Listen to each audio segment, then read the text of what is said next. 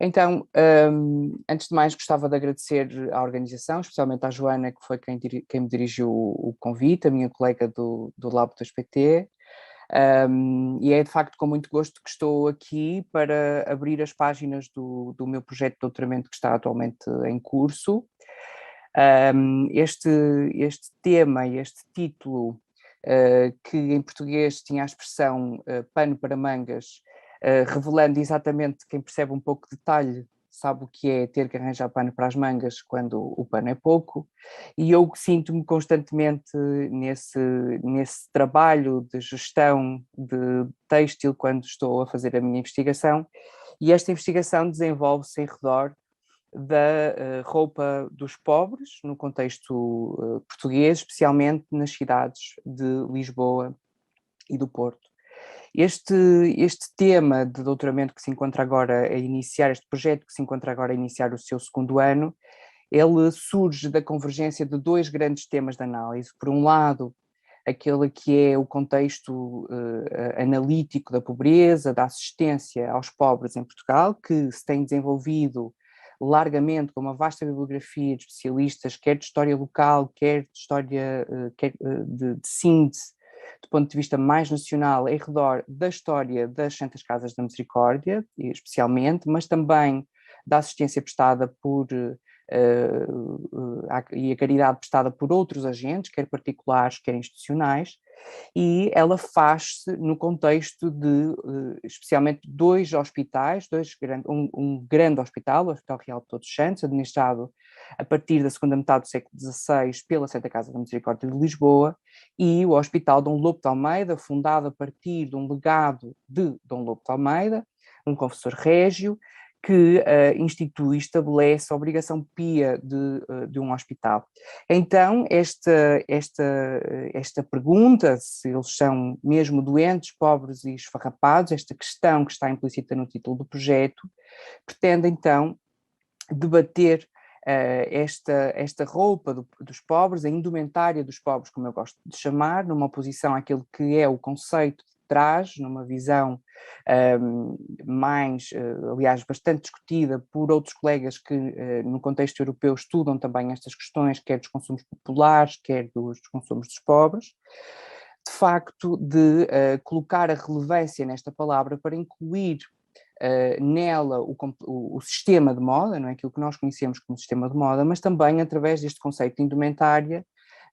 discutir aquela que é a proclamação da autoridade, os signos emitidos pelo corpo socialmente vestido e que emanam uma série de mensagens não só sobre a pobreza, sobre o status em sua oposição, portanto esta dialética entre pobres e ricos que está muito presente nos contextos assistenciais, mas também em outros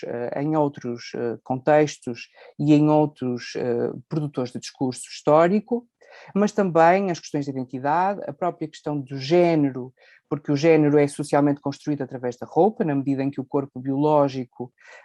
não seria uma realidade propriamente visível e abundante nestas sociedades, e portanto a roupa encerra em si uma série de códigos de género que são importantes de ter em conta, mas também, como já falamos há pouco,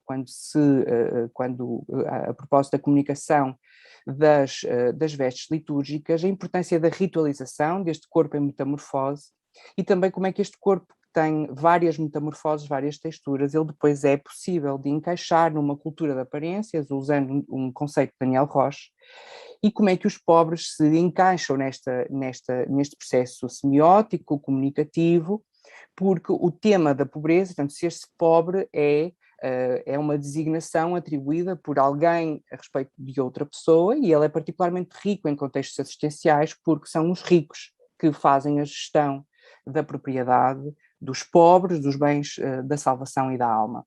A nível de recursos, este projeto utiliza dois grandes núcleos fundamentais que eu gostava de destacar. Por um lado, os registros de entrada dos doentes nestes hospitais. E porquê? Porque os hospitais, na admissão, os gestores hospitalares impunham que se despissem as roupas civis, e aí os pobres deixavam de utilizar as suas roupas, segundo os textos dos regulamentos, para utilizar um vestuário estereotipado, que nós podíamos chamar de traje, não é? De uma camisa, o diverso aparelhal de cama que se usava nas enfermarias. Estes são inventários reduzidos, é certo, às vezes com alguma pobreza descritiva, mas que usados em grande quantidade permitem conhecer qual é que era a realidade material destes pobres na admissão hospitalar. Depois, por outro lado, e aqui já entrando nos discursos do poder, portanto, como é que os regulamentos concebem, conceptualizam, tratam as questões de indumentária, naquele processo de ritualização, porque muitas das vezes parece que este processo de admissão no hospital é um processo até pelas semelhanças dos hospitais, por exemplo, com estruturas conventuais, com os próprios mosteiros, no fundo, que a entrada no hospital impunha uma espécie de uma reconversão espiritual, aliás, pelo conjunto de serviços também espirituais que eram prestados em âmbito hospitalar. Portanto, há esta profusão de realidades ritualistas e os regulamentos estabelecem exatamente a forma que isso deveria acontecer, não querendo dizer que os regulamentos sejam verificados ou verificáveis ao longo da história, porque, como sabemos, o ser humano é perito em contornar normas e, portanto, no caso da assistência, isso é muito nítido. Depois, outro núcleo muito importante, e que é a minha investigação de mestrado e também a comunicação da professora Carla Alfés Pinto acabou por expor a importância dos livros de contas, portanto, e também como a Joana utiliza no seu trabalho, a importância dos livros de contas, das fontes contabilísticas, para estudarmos para conhecermos a composição material destes indumentos, não é? E, de facto, quando as esmolas eram dadas aos pobres, eram descritas, não só quanto é que levavam de pano, quanto é que levavam de fios, de linhas, se era retroche, não era retroche, era uma linha de linho, portanto, uma série de questões técnicas que me são particularmente caras e que eu gosto sempre de explorar, e este projeto traz exatamente essas fontes para cima da mesa. Depois, continuando no âmbito dos discursos, as decisões das mesas, as mesas são o órgão máximo de administração das misericórdias, que também tutelavam os hospitais, embora os hospitais tivessem orgânicas próprias, e depois os tratados de medicina sobre a pobreza, civilidade, e os livros de viajantes, oferecendo então uma contracena a estes povos, portanto, outros discursos que os contemplam de forma imediata, em que, por exemplo, as questões da higiene no contexto hospitalar são um exemplo. Portanto, ter um corpo limpo é ter um corpo civilizado, e esse processo de civilização do corpo, ele acontece também nos hospitais, naquela reconversão ritualista que eu vos falava há pouco. Depois, a cultura material, e fica especialmente agradado com a novidade do Atlas, é muito importante para nós conseguirmos compreender o que é que as palavras nos dizem. Portanto, o que é um burelo, o que é uma saragoça, o que são uma série de materialidades, de cores que são importantes de exemplificar, e depois, obviamente, a iconografia, embora não seja de história da arte e tenha sempre muitas limitações a trabalhar esta documentação. A metodologia é, por isso, quantitativa e quantitativa na medida do tratamento da realidade dos doentes, portanto, estamos a falar de grandes massas documentais, são milhares de doentes em tratamento, e, portanto, como é que nós conseguimos, de facto, trabalhar estes registros, mas também a questão das esmolas, pelo tipo de informação com valor financeiro e económico associado, pedem exatamente um tratamento quantitativo, e depois o tratamento qualitativo, que está a ser feito através de um pouco à semelhança do que se faz nas outras ciências sociais, com as entrevistas, de codificação das palavras e tentar estabelecer uma interpretação coerente nesta medida. Trouxe-vos este slide para percebermos o espaço, portanto, que instituições é que nós estamos a falar, que hospitais são estes, como é que eles se aparentam, lá vemos os pátios, aquelas semelhanças que eu vos falava em relação às estruturas conventuais. Estes são os principais, é o principal teatro onde se desenvolve a produção da documentação que trabalhamos, e esta documentação, o que é que ela oferece? Ela oferece os inventários orfanológicos, pós-mortem, têm sido trabalhados amplamente pelos historiadores da indumentária, e estes textos são pequenos inventários dos pobres, e portanto eles oferecem não só a descrição do pobre, permitem perceber o que é o pobre, o que é que nós falamos quando falamos de pobre, e isto é uma questão muito mais complexa do que aquilo que nós à partida achamos, porque lá está, é uma classificação baseada numa hierarquia social, numa hierarquização social, e nela cabem uma margem brutal da população do antigo regime, portanto, pessoas que viviam da força do seu trabalho e que a qualquer momento podiam deixar de conseguir sustentar-se e entravam recorrentemente nos hospitais. Portanto, por um lado temos os qualificadores do que é um pobre, e depois, por outro lado, temos a sua roupa. O que me parece interessante nas trocas entre estas duas informações que são aferíveis a partir do registro de entrada dos doentes, é que nós podemos chegar aos pobres, ou compreender melhor os pobres através da sua indumentária. O que é que isto quer dizer? Quando nós falamos de viúvas pobres, por exemplo, nós não sabemos hoje se o preto, por exemplo, uma questão muito simples, como é que se aparentava o luto destas pessoas? E o luto destas pessoas é passível de ser visualizado através desta documentação, quando ela adquire uma escala interessante. E porquê? Porque se contempla uma série, a base de dados está preparada para uma série de informações, às vezes os registros são muito simples na forma que descrevem esta roupa, e é óbvio, não impedem que os pobres tivessem mais roupa do que aquela que estão a apresentar na entrada do hospital. A nível das potencialidades da documentação, gostava também de ilustrar aquela que pode ser a compreensão não só das fontes iconográficas, mas também dos vocabulários, através do trabalho de livros de contas. Trago-vos 2 exemplos do meu trabalho que desenvolvi aqui em Braga, na Santa Casa da Misericórdia, em que nós compreendemos, analisando ou colocando as esmolas da Ana Vaz de Enfias e de Catarina de São João, em 2 gráficos nós percebemos não só as propostas da cultura das aparências, as propostas classificativas da teoria sobre a qualidade e o aparato dos corpos vestidos no Antigo Regime, ou seja, o que é que qualifica o corpo do ponto de vista estético. E aqui nós percebemos que o têxtil, e a propósito deste encontro, é a realidade major, não é? Estamos a falar de 87% a 91% do que vale esta peça, é muito importante.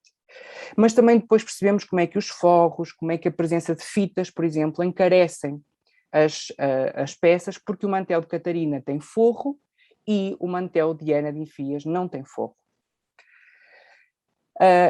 Problemas, e porque a Joana, quando me fez o convite, pediu-me para falar sobre isto. Quais são hoje os principais problemas deste projeto de doutoramento? O principal problema tem que ver com a pandemia. Porquê? Porque a pandemia condicionou o acesso aos arquivos. Portanto, eu fiz um projeto, escrevi um projeto antes da pandemia, portanto não havia esta realidade, foi submetida à FCT nessa medida, e neste momento eu tenho uma realidade muito, muito objetiva e complexa, do ponto de vista que eu trabalho com um arquivo privado, que é o Arquivo da Misericórdia do Porto, que estabelece as suas regras de funcionamento, injustamente, porque é privado, e o arquivo público, ou os arquivos públicos, sobretudo para as questões da cidade de Lisboa, embora também o Arquivo da Misericórdia de Lisboa seja privado. O que é que acontece? O Arquivo do Porto estabeleceu um corte de horário, não é? Portanto, está a trabalhar em meio horário. Eu fiz um projeto para um horário completo. Como é que isto se ultrapassa? Fotografando a documentação, dir-me-ão vocês. Mas o arquivo impede que sejam tiradas fotografias à documentação. E agora a solução é comprar as digitalizações. Onde é que se vão buscar os fundos? Estou a descobrir, a gastar do meu bolso, mas isto obriga-nos a uma discussão. Isto não é apenas, não trouxe isto como uma questão de comentário, isto obriga-nos a discutir questões mais profundas sobre a democratização, sobre o estatuto dos arquivos privados e a condição de para que é que os arquivos servem nas instituições, quais são os seus objetivos, uma instituição arquiva para quê e para quem. Depois a questão da cultura material, portanto eu não me sinto treinado para trabalhar com cultura material, para conseguir compreender, e portanto esta aproximação à realidade, à cultura material, para além da sua disponibilidade, que é outra questão, porque as peças sobreviventes são sobretudo o contexto de elite, não é? Existe essa limitação orgânica, diria, mas também existe uma limitação metodológica que tem que ver com a minha formação. E depois, outra questão que também é muito importante, nós falamos com colegas arqueólogos sobre matéria, sobre realidades materiais, e nós trabalhamos com palavras que referem realidades materiais. E isto limita-nos o campo analítico, deve trazer-nos questões diárias no nosso processo hermenêutico, interpretativo, e utilizando, na medida dos recursos que nós temos disponíveis para a interpretação destas palavras. Há depois um outro eixo, e para terminar, em termos de resultados, que eu queria convocar, que eu apresentei no projeto e quero fazer dele uma realidade, e que diz respeito a esta ciência para lá do ego, portanto, como é que nós fazemos história para além das nossas carreiras, que impacto é que pode ter na sociedade e na cultura, e parece-me que há aqui 4 eixos que são fundamentais. aquela questão de género de que falei, portanto, como é que nós podemos debater o género através da roupa, como é que podemos transmitir essa historicidade do género, não do ponto de vista meramente biologizante, mas cultural sobretudo, não é? Daí a utilização desta palavra, mas também a questão da sustentabilidade, como é que nós nos podemos inspirar em práticas de reutilização, que já foram aqui faladas em 2 comunicações, nestas práticas de reaproveitamento para uma gestão de um problema que nós hoje temos com a indústria da moda e a poluição que ela provoca. Portanto, acho que isto é uma questão extremamente importante, e também no caso dos pobres, especificamente, mas aqui trabalhando numa dimensão mais orgânica e com outros colegas, como é que nós devemos produzir recursos de qualidade que melhorem não só a comunicação da história em contexto da escola, mas também como é que, apelando ao lúdico, ao desejo, ao lado sedutor da roupa, não é? Porque ele encerra esse lado que é muito interessante, mas também como é que a cultura, como é que nós podemos auxiliar a que se façam representações históricas com mais qualidade, com mais informação, e que não estejam apenas baseadas na reprodução de bibliografia francesa ou inglesa, e no fundo, e de um pouco também ao que já foi conversado, de que forma é que este espaço em que nós existimos, ele também condiciona fortemente a evolução da história da moda e o aparentar, e como às vezes isso me parece estar tão distante daquilo que se faz em contexto local, por exemplo.